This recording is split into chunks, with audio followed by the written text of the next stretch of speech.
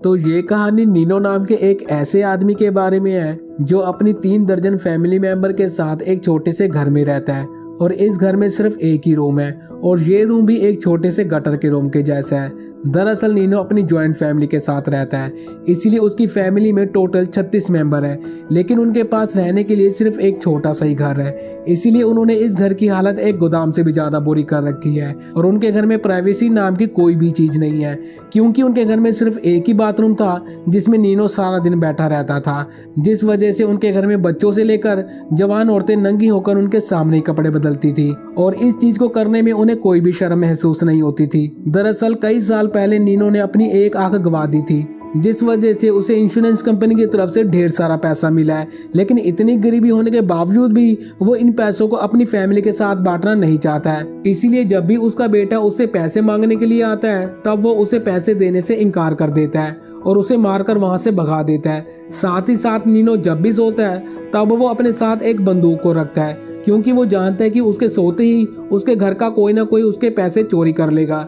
इसलिए एक आंख फूटने के बाद उसने अपनी दूसरी आंख कभी भी बंद नहीं की और यहाँ तक कि रात को जाग जाग कर वो अपने पैसों का पहरा देता है। साथ ही साथ उसे अधेड़ उम्र की औरतों को छेड़ने में भी काफी मजा आता है, इसलिए मौका मिलने पर वो इस नेक काम को करने में कोई भी कसर नहीं छोड़ता। एक आंख फूटी होने की वजह से वो लड़कियों को आंख भी मारता है और लड़कियों को इस बारे में पता भी नहीं चलता। और ये लोग जिस शरीफों की बस्ती में रहते हैं उस बस्ती के ज्यादातर शरीफ लोग चोरी करना ही पसंद करते हैं, जिससे उन्हें रोजगार के साथ साथ 2 वक्त का हराम का खाना भी मिल जाता है। नीनो की बड़ी बेटी पैसे कमाती है, लेकिन इसके लिए वो किसी भी हद तक जा सकती है। दूसरी तरफ उसकी छोटी बेटी दूसरों के घर में पोछा लगाने का काम करती है और एक दिन जब वो अपनी बड़ी बहन के साथ जा रही थी तब वो उससे कहती है कि पैसे कमाने के लिए ये सब कुछ करना ठीक नहीं है। ये सुनकर उसकी बड़ी बहन कहती है कि दूसरों के घर में पोछा लगाने से तो ये काम अच्छा है। और नीनो का छोटा बेटा पैरों पर वैक्सीन करता है और लड़कियों की छोटी छोटी सी ड्रेस पहनकर लोगों को पागल बनाकर पैसे कमाता है। नीनो की फैमिली में इतनी गरीबी थी कि सुबह से लेकर शाम तक उनके घर में खाने पीने के साथ साथ मारपीट भी चटनी की तरह परोसी जाती थी। नीनो अपने पैसों को लड़कियों के ऊपर और दारू पीने के लिए खर्च करता था और नशा टूट जाने के बाद वो हर रोज भूल जाता था कि उसने किस काम से पैसों को खर्च किया है। इसीलिए वो हर रोज पैसों को गिनकर उन्हें अलग अलग जगह पर छुपाता था और पैसों को छुपाने से पहले वो अपनी बूढ़ी माँ को हर रोज कपड़े से ढक देता था।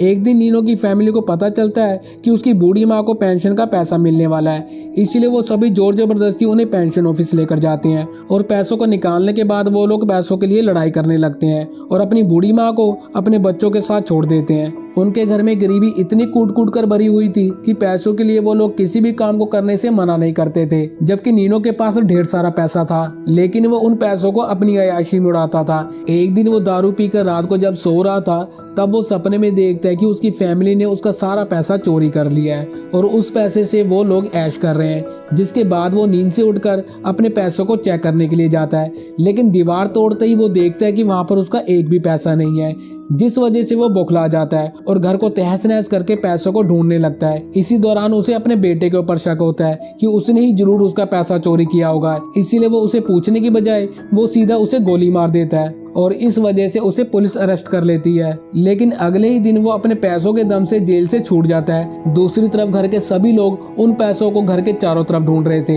लेकिन उन्हें वो पैसा कहीं पर भी नहीं मिल रहा था। तभी वहां पर नीनो आ जाता है और वो सीधा बाथरूम में जाकर उन पैसों को निकाल लेता है। दरअसल नीनो ने बाथरूम में पैसे छुपा रखे थे, लेकिन नशे में होने की वजह से उसे उस दिन ये बात याद नहीं थी। अब उसके जाने के बाद घर के सभी लोग उस आदमी को बहुत बुरी तरह से मारते हैं जिसने कहा था कि उसने बाथरूम को अच्छे से चेक कर लिया है। उधर नीनो जब एक जगह पर दारू पी रहा था तभी वो एक धंधे वाली को देखता है और उसके पास जाकर उससे बातें करने लगता है। नीनो उसे कहता है कि वो काफी अकेला है और उसे उसके घर में कोई भी प्यार नहीं करता, सभी लोग उसका पैसा उससे छीनना चाहते हैं। इसके बाद नीनो उस औरत के साथ काफी मजे लेता है और रात को वो उसे अपने घर में ले जाता है। यहाँ पर वो अपनी बीवी को उसके बिस्तर से उठने के लिए कहता है और कहता है कि ये आज से मेरी दूसरी बीवी है। अब इसके बाद कुछ ही दिनों में वो उस धंधे वाले के साथ काफी घुल मिल जाता है और उसके ऊपर उन पैसों पैसों को खर्च करने लगता है जिन पैसों को उसने अपनी बीवी और बच्चों को भी नहीं दिया था। साथ ही साथ वो घर के लोगों को घायल करने में भी कोई कसर नहीं छोड़ रहा था, जिस वजह से घर के सभी लोग अब उससे नफरत करने लगे थे और उसे मारने के लिए वो लोग प्लान बनाने लगते हैं। एक दिन जब घर के सभी लोग चढ़ जाते हैं तभी वो लोग वहां पर इस घटना को अंजाम देने का फैसला करते हैं। इसके बाद वो एक गाड़ी में भैंसों की तरह लोड होकर एक रेस्टोरेंट में जाते हैं, जहां पर पहुंचकर वो लोग नीनो के खाने में जहर मिला देते हैं। नीनो जब उस खाने को खाता है तब उसे पहले तो कुछ भी समझ में नहीं आता, लेकिन थोड़ी देर में वो समझ जाता है कि उसके खाने में जहर मिलाया गया है। इसलिए वो उन लोगों से कहता है कि मरने से पहले मैं पुलिस को इसके बारे में बता दूंगा कि तुम सभी ने मिलकर मेरे खाने में जहर मिलाया था। इसके बाद वो साइकिल लेकर वहां से पुलिस स्टेशन जाने लगता है, जबकि उसे पुलिस स्टेशन की बजाय हॉस्पिटल जाना चाहिए था। दरअसल नीनो अपने आप को बचाने के लिए नहीं बल्कि उन लोगों को मरवाने के लिए जा रहा था, लेकिन जहर खाने की वजह से वो ज्यादा दूर तक नहीं जा पाता और एक नदी के किनारे आकर गिर जाता है। अब क्योंकि उसने पूरा खाना नहीं खाया था इसलिए वो उल्टी करके उस खाने को निकाल देता है जिसमें जहर मिला हुआ था, जिस वजह से वो बच जाता है। इसके बाद वो रात को अपने घर में दारू छिड़क कर उसमें आग लगा देता है और दूर से अपने परिवार को मरते हुए देखने लगता है। लेकिन इससे पहले कि वो आग पूरे घर में फैलती, घर के सभी लोगों को आग के बारे में पता चल जाता है और वो लोग घर से बाहर निकल जाते हैं। बाहर वो लोग नीनो को एक पेड़ पर चढ़ा हुआ देखते हैं और उसके ऊपर पत्थर फेंककर फिर से उसे जान से मारने की कोशिश करते हैं, लेकिन इससे भी उसे कुछ नहीं होता। अगले दिन वो सभी लोग उस घर को ठीक करने की कोशिश करते हैं, लेकिन वहीं दूसरी तरफ नीनो उस घर को एक आदमी को बेच देता है ताकि उसकी फैमिली रास्ते में भीख मांगने पर मजबूर हो जाए। और फिर नीनो अपने उन पैसों को लेकर उस धंधे वाले के साथ मजे लेने लगता है। अब इसके कुछ दिन बाद वो आदमी जिसने उस घर को खरीदा था